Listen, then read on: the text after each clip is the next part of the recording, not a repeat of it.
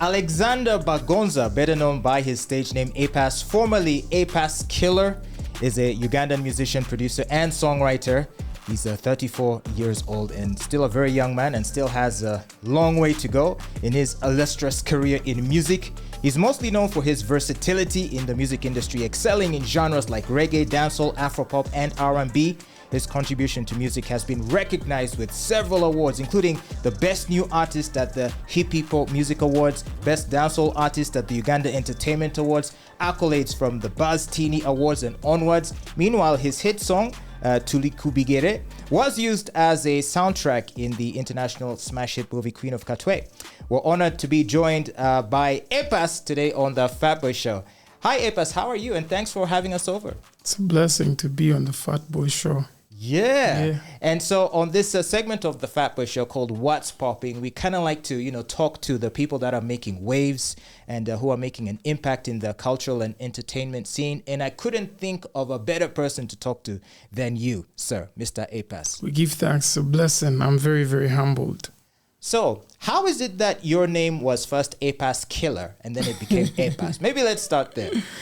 My name was Apass Killer because of Bounty Killer.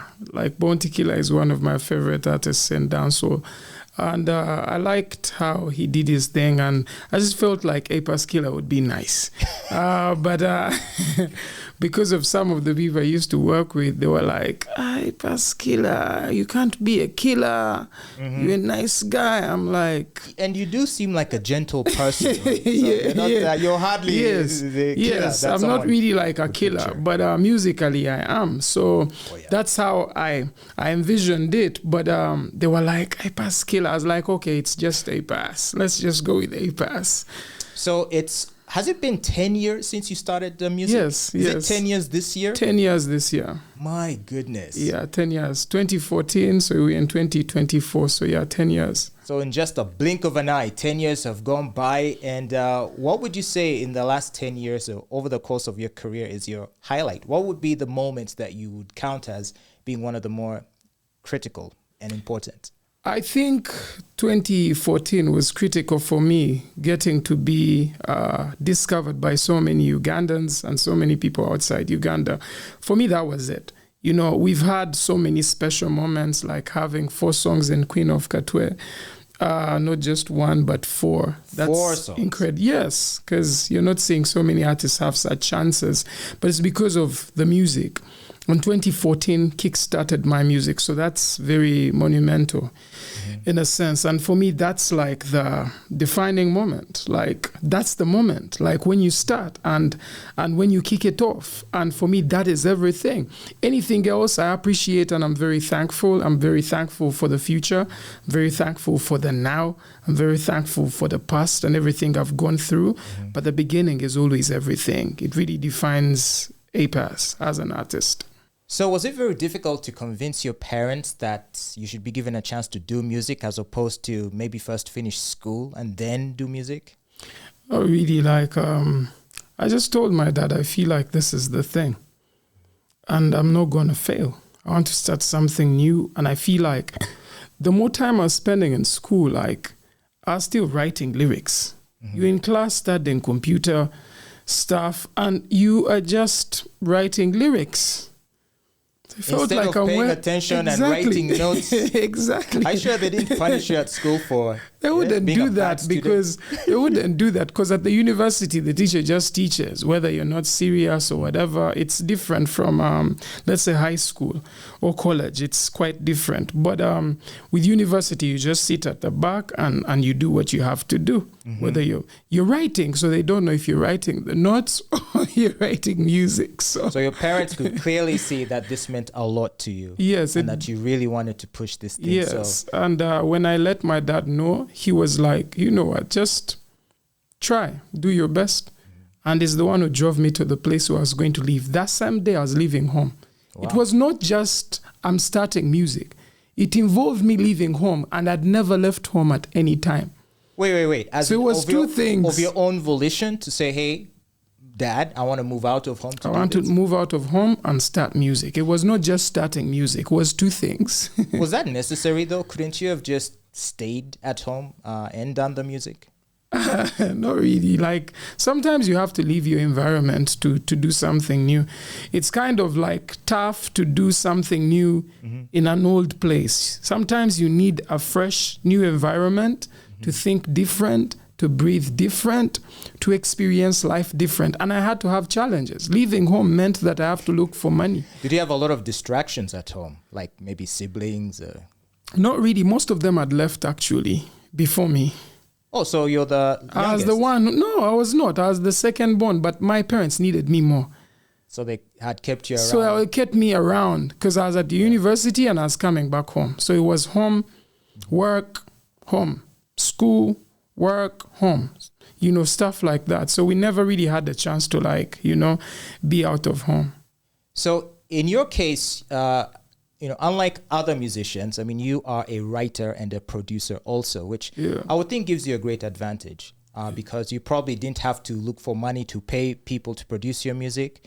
I would imagine that you were producing a lot of your material yourself. In the beginning? In the beginning, not really. Like I was actually learning all these things. Because I was working with producers and working with all these so you had other people making beats for you? Exactly. But you wrote the lyrics? Up to now, I still have people who make the beats. Producing is something different. People think producing is making a beat. That's beat making.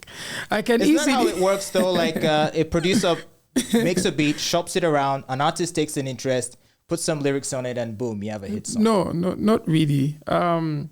First of all, beat making is the idea of creating a beat. I'll give you an example of a song like Mariana. Nassim made the percussions and the drums and everything. And then I got in Michael Uma because I needed something. When he played it, I was like, that's what I want. Nassim was not involved. It was me. Okay. I was like, yeah, this is what I like. Then I got in Jose Sax to play the saxophone. And I told him, play some stuff. If I like it, we work with it. So that is actually the element of production. Production is controlling the session. It does not necessarily mean that you're a beat maker. Beat making is practically different from producing a song. So producing is essentially you're like the architect. You're the one who brings in all the separate pieces. Exactly. And you know how the song has to look like in the end. You know, how is it going to sound sonically? How is it going to feel like? What is the coloring of the song? Wait, so is it possible to be a producer even when you can't play an instrument? Yes, I'm one of the few. I'm actually the most coolest producer in UG. Get out. You play instruments, don't you? I can, but I tend not to. Wait a minute. I see all these instruments. Yes, I tend not to. I even have a piano the other side. I can definitely play, but I tend not to because I just don't want to do the most. I can play it with my mouth. If a guy is here and he's going to play stuff, I'll just give him an idea. Wow, and then we build off that. It's funny because now that you say that, you remind me of Michael Jackson, who also wasn't really gifted in playing instruments. Exactly. But he is a Grammy-winning producer. Exactly. Thriller, his biggest selling album, he produced almost half the songs on there. Exactly. Co-produced with Quincy. Yeah. I think for Beat It, it was him that produced the whole thing, and Billie Jean too. So it's like he just would have ideas. And I remember listening to some demo tapes that he would send to Quincy, where essentially he has done the harmonies, he's tried to syncopate some beats. So essentially, by the time they're getting into studio, half the work is already done. Yes, exactly. Because he has the blueprint. He has the idea of the whole thing. And that's the thing. But for me, I work with both. Someone can send me a beat and then I become a reducer, not a producer. Where I just remove certain things and I know this is unnecessary, that is unnecessary. And now that you mentioned it, and this is something I've noticed about your music isn't overproduced. It almost sounds very airy and sparse in terms of instrumentation, which is why it's sort of your voice that mostly shines through. Yeah. Is that the outcome of a deliberate process of removing things and trying to have a minimalist approach to the music where it's your voice that's the focus? Yeah, most definitely, because the voice is also an instrument. And people forget that. You're getting a beat and it's doing the most. Then you put yourself onto that. It's just cluttered. There's just too much going on. And I hate too much. I just like stuff that is very reduced, but deliberate. You have things that have to be where they have to be, not having everything all over the place. And that's majority of Ugandan music. People are trying to get the beats to help them. I help the beat. The beat does not help me.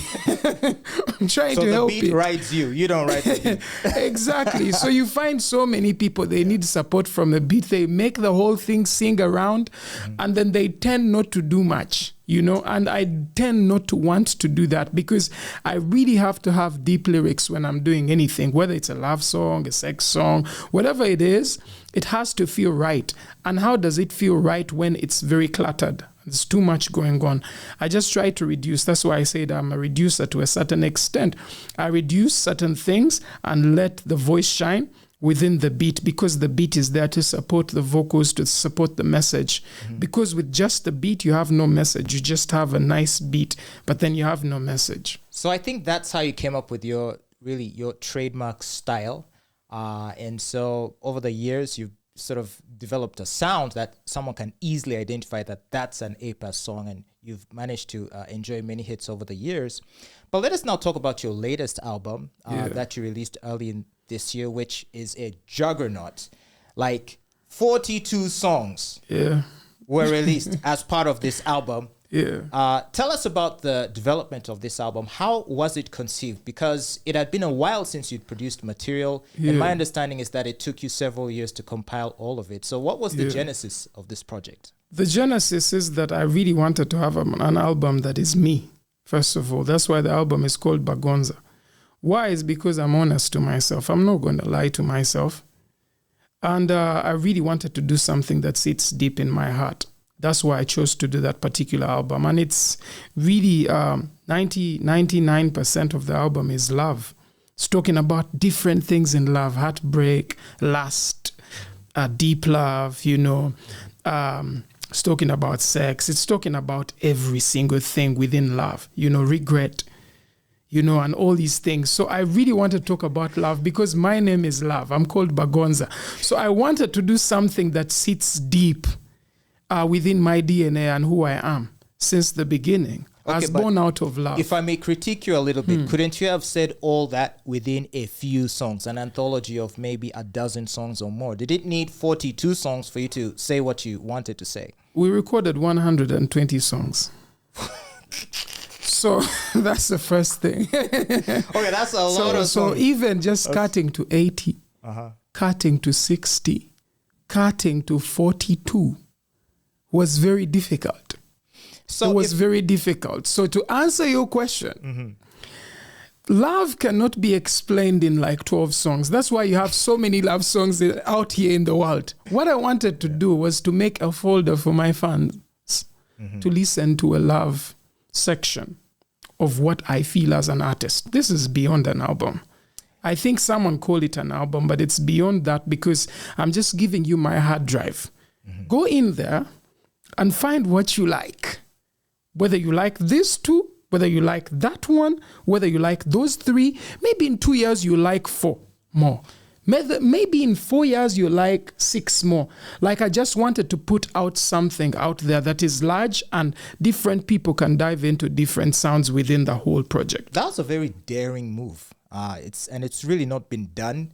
And I would guess that you are an independent artist, right? Yes. Which is probably why you could do this. If you had been signed to a label, I'm sure they would have had a different approach, right? Yes, exactly. They would have probably taken the catalog of songs you'd produced and maybe divided it up and said, okay, this year, the 12, then the next year, and so on and so forth. To release all of them at once, that is it's crazy.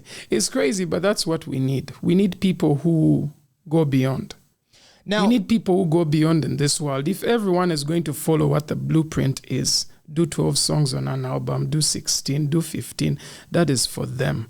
And I feel like for me, it is a little different because I've recorded more than 20,000 songs in my life. I'll never release all the music I've recorded. Every day I'm recording. Last night I was recording a song for my father and my mother. just to appreciate them. And I've never done that. And so many people, when they appreciate, it's either one, because they have issues, probably, actually, or something. as we were setting up this place for this interview, I heard you humming a tune in the living room. Yes, Was exactly. that a new song you were composing? That's another one, because one of my producers from Rwanda, is called Moliro, had just made me a beat as well. So I was just humming through that as well. It's going to be very sensual. So I'm always working. There's no time to rest. And the more I give, but people don't know that I'm actually giving less. They feel like, oh, I think you're doing too much. No, I am not doing too much. Okay, so there is such a thing as, don't bite more than what you can chew. Yeah. Do you think as fans, as your fans, you've maybe given us too much to chew on, so that we're not able to fully appreciate and enjoy all of it? In fact, we might even get indigestion, if I might stretch the analogy a little bit. Yes. By giving us your work in large doses, is there not a risk that you make it harder for us to appreciate it? I feel like people digest things differently. We all digest things differently, whether it's content. But if you look at the moment, people want content. They do. One person is going to be on TikTok and watch more than 50 videos in a day, comfortably, without feeling like there's a problem. So there's no problem with the album, because it's all content. Right now, we're content creators. And I'm trying to give people as much content as I can, because if I can push that, I'm good. Because that's the main thing. The main thing is, can you promote it? And what I'm doing is that every month or every 2 months, I'm shooting a video and pushing one particular song on the album. And that's how I'm pushing it. I'm not pushing it as a whole, because that is very difficult. So it seems to me like you probably can spend the next decade not releasing any new material. Just giving us time to enjoy yes, and exactly. this album that you exactly. have But I'm very sorry, I'm not going to do that. Oh, wait. So in another year or so? No, this year I'm dropping another album. Come on, let us enjoy this one. I'm not going to allow you do that. This is the thing. The particular album has been soothing. It's that kind of like easy, chill Apass. Baby making exactly. Apass music. But now we have the next one is a dancehall album, and it's not going to have so many songs. It's not more than 10. It's just for you to clap, have fun. So it's going to be hard. Exactly. So we're looking at something like that. We know exactly what we're doing. I've not come into the industry yesterday. I started recording music in 2003. I was in my S1. I'm not a newbie. And when I'm doing stuff, at least I have an idea. What do people want? What do people like? What would they not expect but they would like? I'm always like looking through things. And sometimes you need songs within the particular year. Like, let's say a fresh song. What if you get a dope idea today and that could be the biggest song? You need to look at the timing. Is it the right time to drop this? If it is, then drop it. Because if you don't, it's going to be a problem if you want to drop it in the next 3 years because you already have like a big project. You're missing your chance within that moment. Now I see. So if you, for example, compile a huge body of work and you're thinking to yourself, okay, maybe this is music I can release.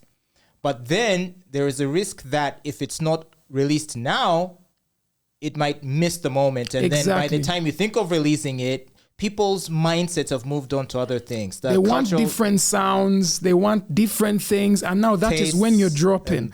You have to look at that as well. And these are things I've seen over the years. I have seen that too, where, and I can think of some of my favorite artists.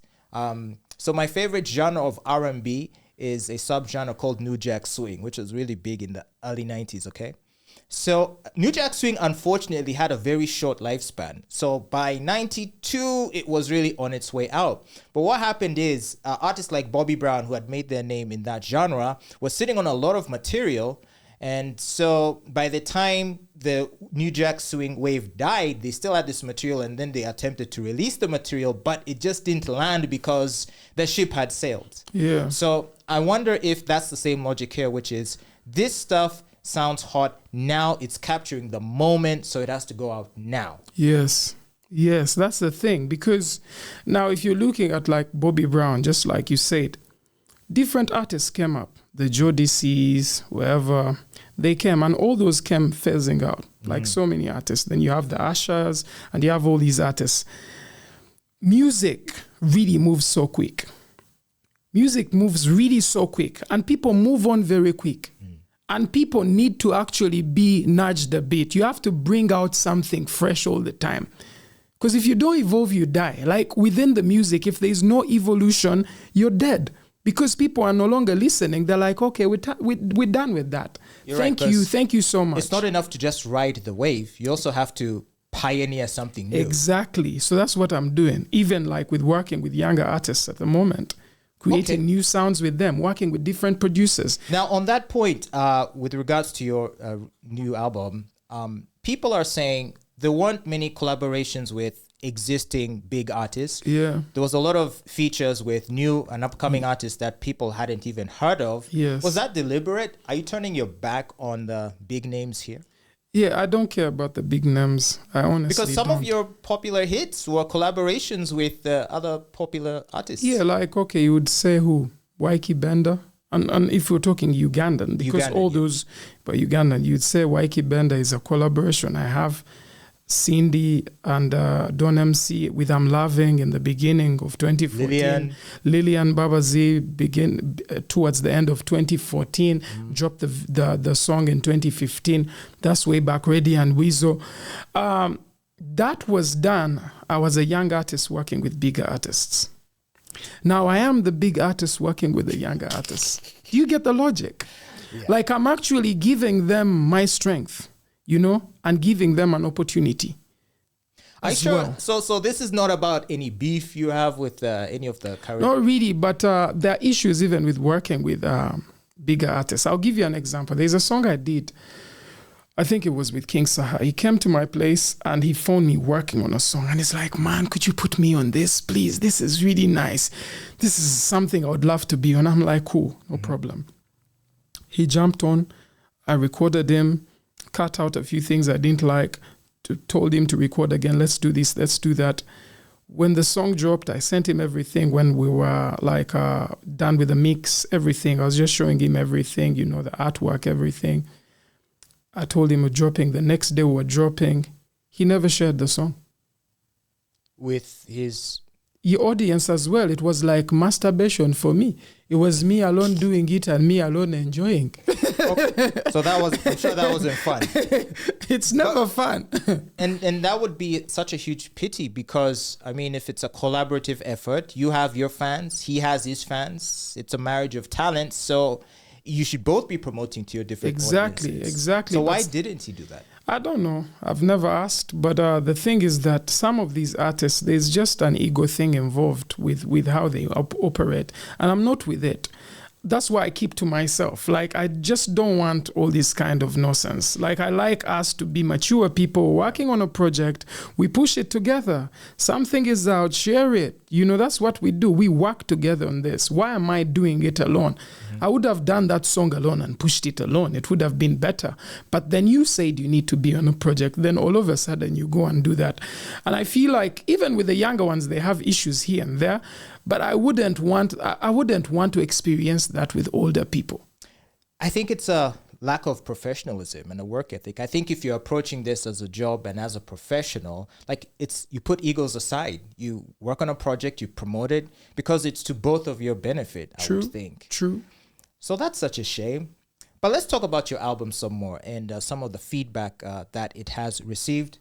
I saw you complaining recently that Ugandan media isn't taking an interest in your new album and that it is only international media. And I think you shared an interview you did with the BBC in which they were talking about your album. And your complaint was that Ugandan media is mostly interested in the gossip stories about you rather than in exploring the actual talent. I think I have the tweet right here. Here it goes. It says, my album premiered on BBC One Extra the week of its release, but I haven't seen many radios in Uganda contact me to have an in-depth interview and showcase the album. Many of them want to know who I'm dating. Yeah. BBC knows the value of an artist like Apass, but you don't. # this is Africa. Mm-hmm. Sounds like it came from a place of pain, Apass. Were you in pain when you tweeted that? No, I just wanted to nibble people just a little bit. And on top of that, I really wanted them to see something. Mm-hmm. The thing is this, when we go for majority of the interviews out there on TV, people tend to look at the small things and they tend not to ignore big things. They want to find something funny within the conversation just to laugh. They basically, it's like, let me just find as many bites out here that could make people laugh out there, other than learn something from this human being I'm actually interviewing or sitting down with. And I feel like that is a big problem in UG media. We were having a conversation with a friend of mine, he's called Cabo, and he was talking about how he was very disappointed. He went for his first interview at a particular radio in industrial area, and the conversation was unserious. They were asking him if he's gotten any Ugandan girl yet, because he's a white guy. They're asking him all these questions, but the man was promoting his EP. Like, basically, the problem we have is that if you say as Fatboy want to sit down and talk to Apass as a human being, it's fine.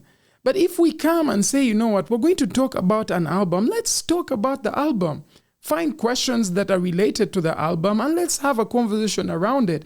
Yes, it can go other ways, because music is life, so we could definitely talk about other things, but stick to the thing. And I feel like so many of the people who are out here doing journalism should not be doing it.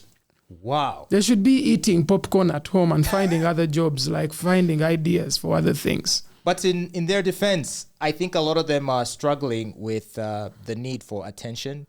And so, everyone's looking for a viral moment. Everyone wants to capture that bit that's going to go viral and will make their editors happy. Yeah. And often they will do it at the artist's expense. They will try to make you look as goofy or as crazy as possible because it gets them what they want. Yes, I think the problem of wanting virality is huge. I think it's everywhere. Like, people like all these thumbnails, whatever stuff that can wow people and make them search or look at the thing. It's okay. But I feel like there's more to human beings than getting them that. You're calling for balance. Exactly. Do a bit of both. Yeah, it's be fine. Funny and goofy, be funny and goofy, but let's also be serious. We can't, and that's the thing, is like I always tell people, never take my silliness for a lack of seriousness, and vice versa. You know? And vice versa. I'm just that guy. I can be silly, but that does not mean I'm not serious. And I can't be serious, but that does not mean that I can't be silly. And I think it's just life. Like, there's need for a balance. You are quite, at least I who follows you on social media and others, I'm sure have noticed that you do have a silly side that you do like to showcase for your fans. Yeah. And I think in between your releases, we're often entertained by your little videos on Instagram, on WhatsApp. And then you started to work out. Yeah. And so you're posting your exercise routines. How's that going, by the way? It's crazy.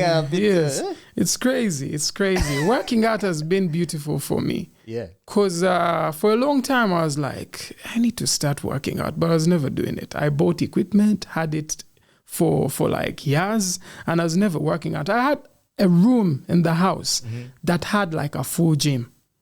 Trust me. So what was your reason for it? Because I don't think it was to lose weight. No, it was never to lose weight. It was to gain some and just be a bit shredded, because I'm a big fan of Bruce Lee. I'm a big fan of Cristiano Ronaldo. So I want that kind of physique. I've always wanted to be that kind of human being. And I was like, you know what? Let me just start working on it. Or did you want to be able to hop on stage shirtless and just wow the ladies? That as well. I don't know if you've noticed, but especially among black artists, whether it's rap, hip-hop, Afrobeat, our male artists want to go on stage without shirts. Yes.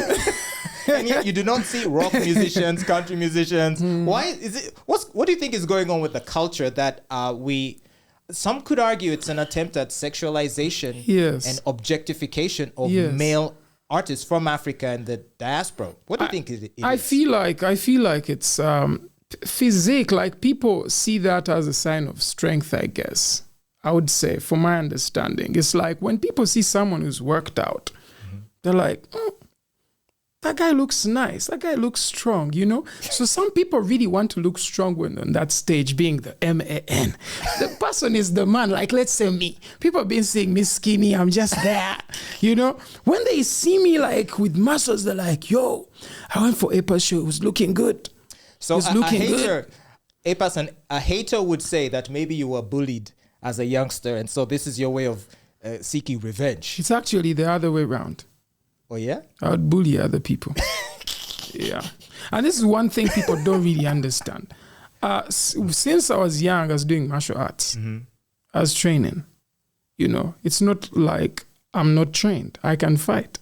So you can whoop some butt. You can. It is very easy. That's why. Flex. That's why I'm always alone. I'm not worried about anything. It's because I am in control. So no one should mess with you. Yes, and I've helped myself to get more strength in the gym. So I'll be packing a heavy punch. I'm sure the ladies are quite pleased, assuming there's someone in your life. But I have someone in my life, and she knows you. That's the funny thing.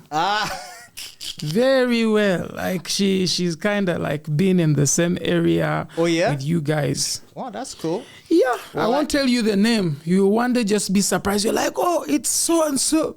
Oh my God, I can't believe this. Apass. Well, that's interesting. Well, regards to her. For sure, I'm sure she'll watch this we conversation. Give thanks. Most definitely. She likes this kind of stuff. Yeah. And she's worked with you guys before.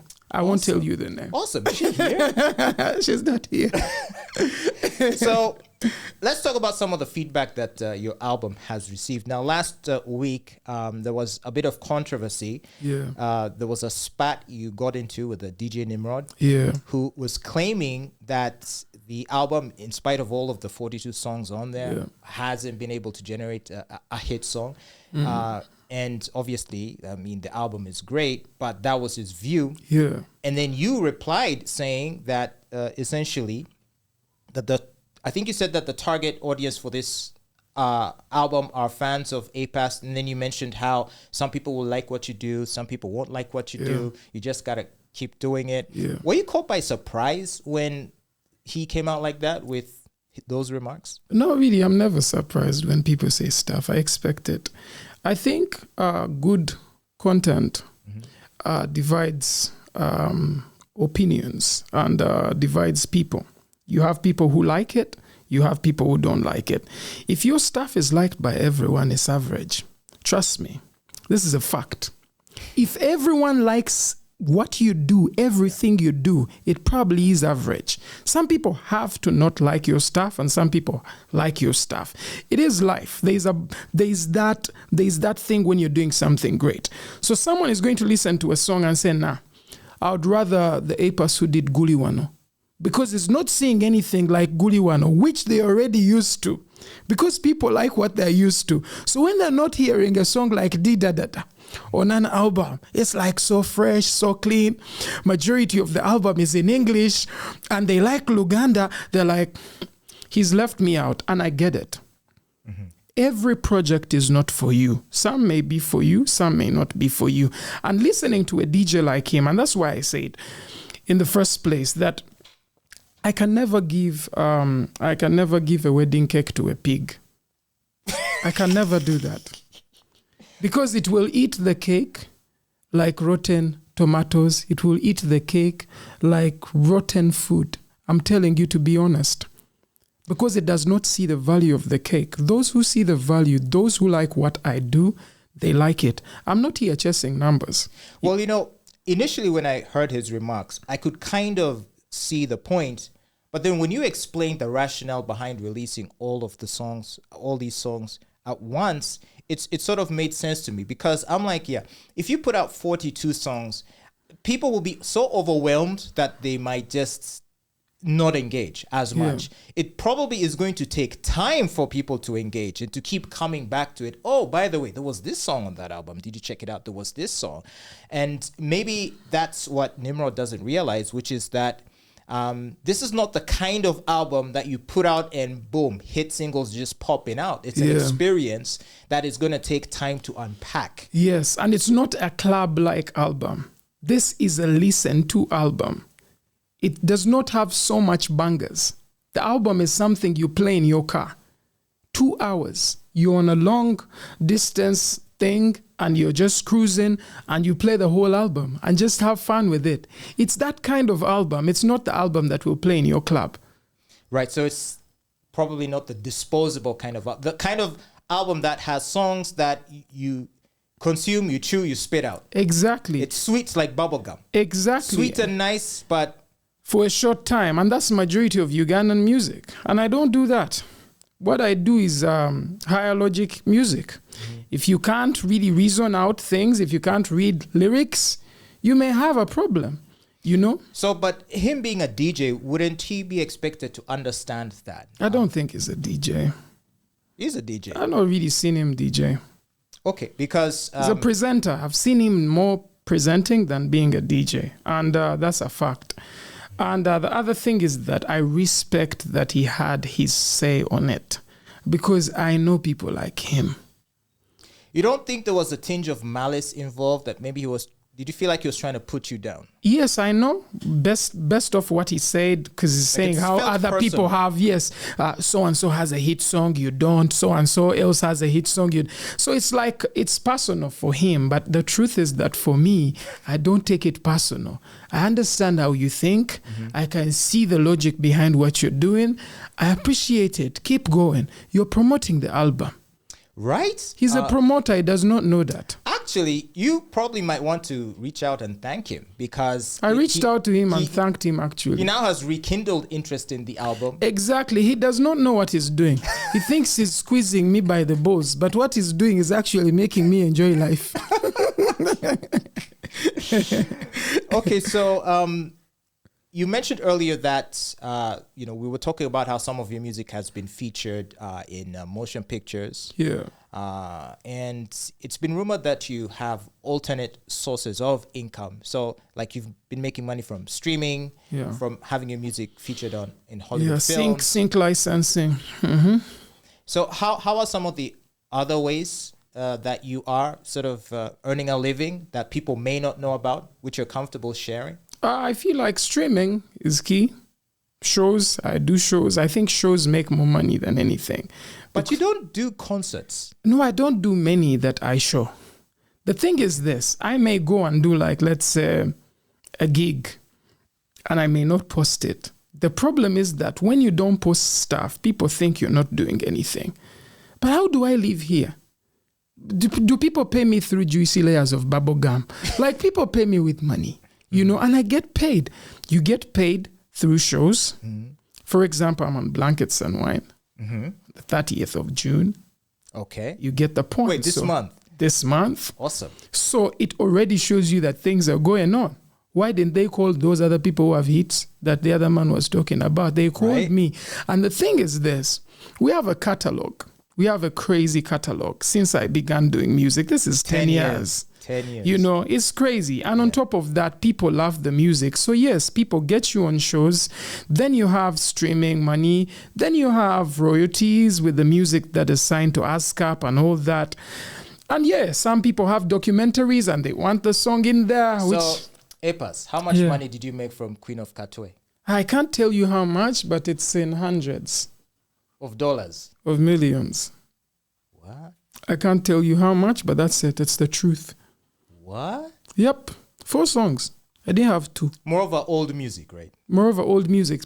And even some of the music is not popular music. Like Chempolida is not a popular song. I don't even think it has 5K views on YouTube. And that's the misconception. People think if you have the most views on YouTube, you make the most. You could actually make very little from even having 1 million views. And I could make so much from having a song that has 20K views. And a lot of those views are even bought. Exactly. Most people are buying views out here. But I've talked about it, and it's the truth. And this is the thing. I think we had actually an exchange with one person at what's the radio? There's a particular radio. I won't mention it. But the thing is this. People do not know. When you buy views, you cannot gauge how much effort you have to put in real life. Because you do not know how many people are vibing to your thing. Genuinely, for you to actually improve what you're doing. How do you improve what you don't see? If I know that at least I've gotten 100K of people, and I also read the comments and see what people have to say about the music. Exactly. I can find a way to improve that. How do I do that when I've bought views and I have 1 million views and they're actually not 1 million views, I probably got 50K. What do I improve when I can't see anything? I feel like people buying views is one of the worst things they can ever do. It's easy for other artists to do, like let's say American artists who already have like crazy numbers. And even when they buy the views, it does not look that bad because they already had like crazy numbers. Mm-hmm. But you don't have crazy numbers and you're out here buying views. How do you genuinely track your growth? How do you see how you go forward? Or how do you see that you're going backward? So you seem like the kind of artist who embraces the feedback, positive or negative. We're good with it. You don't take it personal. No, you use it as a learning experience, a chance to improve and make changes where necessary. Exactly. And I feel like that's the thing. For example, I don't think any question has ever been a problem. Mm-hmm. The answer is always the problem. It has nothing to do with the question. Someone said the only stupid question that exists is the question you didn't ask. So in other words, always ask. You get me? Questions are fair game. Exactly. There's a lot to learn. And I feel like any opportunity I'm given, I take people's words very serious and also not serious because I know what I'm doing. So someone will tell me something and I'll listen to it. I'll internalize it and try to understand what they're trying to say because everyone has a perspective, and everyone has like feedback for you. If they deal with what you deal with or they like what you do or they don't like it, they'll say something. Now it's up to you to take the feedback you get in, internalize it, and see what to say or what not to say. So let me ask you, are there any changes you have made based on feedback? Yeah. Can you give us an example of stage presence, stage performance? There are things I'm learning because fans will come and tell you, but Apass, it just seems like you don't have the vibes. Sometimes and the thing is that you have to take it in because you're serving people. So you learn, see the changes that you can make, you listen to them, they tell you what they think. You're like, okay. For example, people are saying, on this album, you didn't give us enough dancehall. I'm like, fine, don't worry. Let me give you a mini dancehall album this year as well, so that you have that as well. So that's feedback that I'm actually taking and I'm working on. Mm-hmm. It's not like, okay, what, people are complaining and I'm not doing anything about it. Mm-hmm. I am doing something about it. And I think it's only fair to also listen to the people who consume your content or your work. It's only right. So at this juncture in your career, 10 years in, would you call yourself a Ugandan artist or are you more international artist? How do you see yourself? Because now we're seeing a lot of African artists gaining a lot of international attention. The Grammys recently created a new category for African music. Yeah. The appeal of Afrobeat seems to be increasing. Do you see yourself riding that wave and sort of pushing yourself more globally and internationally, or do you see yourself mostly as an artist for Uganda? For now, I'll definitely see myself as an artist for Uganda. When I go out there, I'm international. When I'm here, I'm local. So I practically see myself as a local artist that aspires to go international, and I'm on the course. I'm actually an upcoming artist. This album is like my first, though it's my third. I'm now beginning to do things the way I want to do them. Are you planning to promote it further? Because it's been out for a few months now. Yes, most definitely. What do you have planned for future promotion? First of all, shooting videos is one of the major things because you want to be playing on top television networks, because if you have the music and the quality is really good, it's easy to put it on MTV, it's easy to put it on BET, but it's really difficult to get to those places if the quality is lacking. And I'm really working on the quality. That's the thing that I'm focusing on, trying to make sure that the lyrics are inclined, the videos are on point, and then try to feed those audiences. And if they take any of my music and it goes, then it's gone. Wow. Yeah. So where do you see you going in the next 10 years? We're now 10 years in. What's the next 10 years going to be for Apass? The next 10 years, I don't see them. Don't want to see them? I don't want to see them. Are you going to retire? I don't want to see them. I don't even think about retiring because I don't know what is going to happen. Even tomorrow, I have no clue what is going to happen. So I can't tell you. But what I can tell you is that every single day, I'm trying to be a better human being. I'm trying to be a better artist. I'm trying to be a better writer. And as long as I'm doing that, every step really counts. For those 10 years to be whatever I want them to be, because I want to be huge, I want to be crazy out there.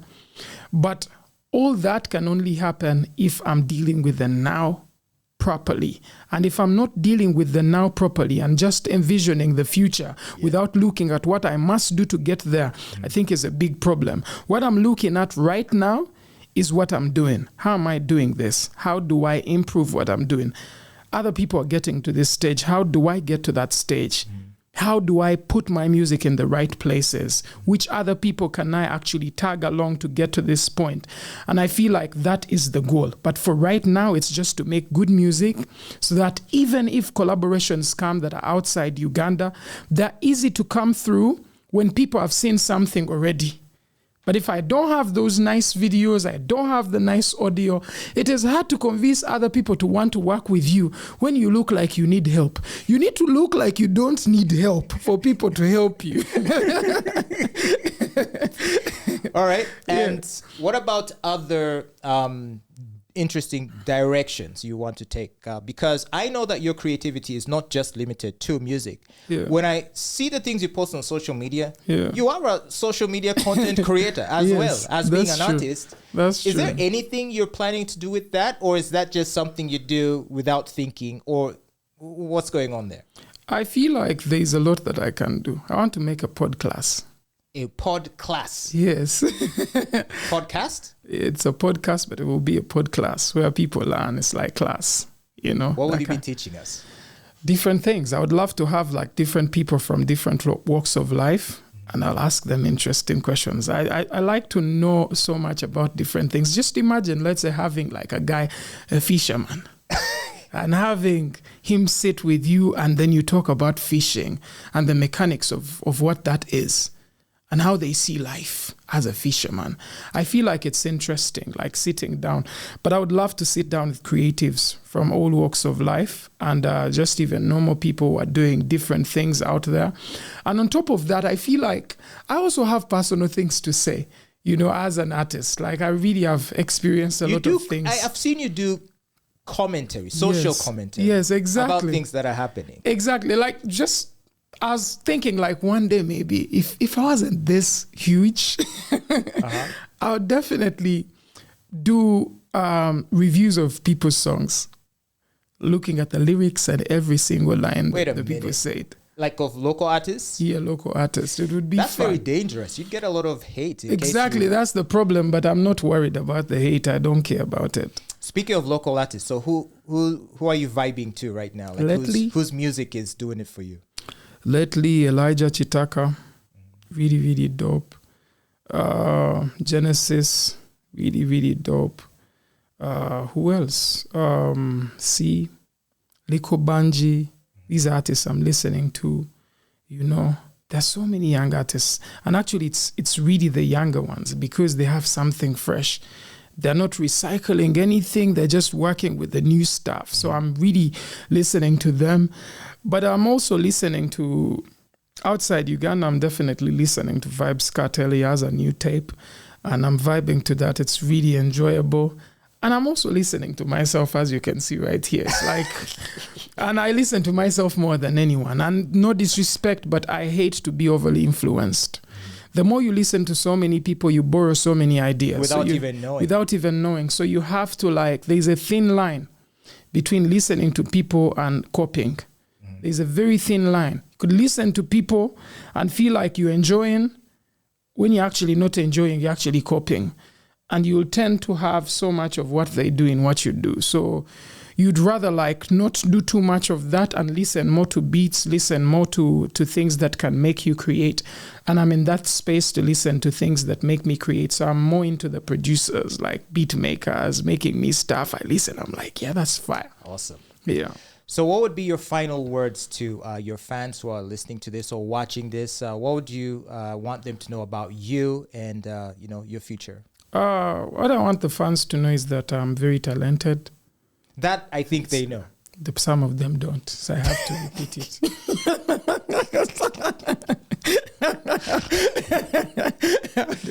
Okay, so I was talented. I think, from the age of 1, I knew I was special. That's another thing you have to know. The other thing I want you to know is that I love every person who loves me, and I appreciate all the hate as well, because you guys make me work harder. The fans make me work hard. The haters make me work hard, and I'm very appreciative of them. But the main thing I'm very appreciative of this moment, having this moment with you, Fatboy. It's a blessing having you in my studio and talking about music and talking about life. It's an honor, and I'm very, very thankful. Well, thank you so much, Apass Bagonza, for speaking to us today on the FATBOY Show. Thank you. Appreciate it.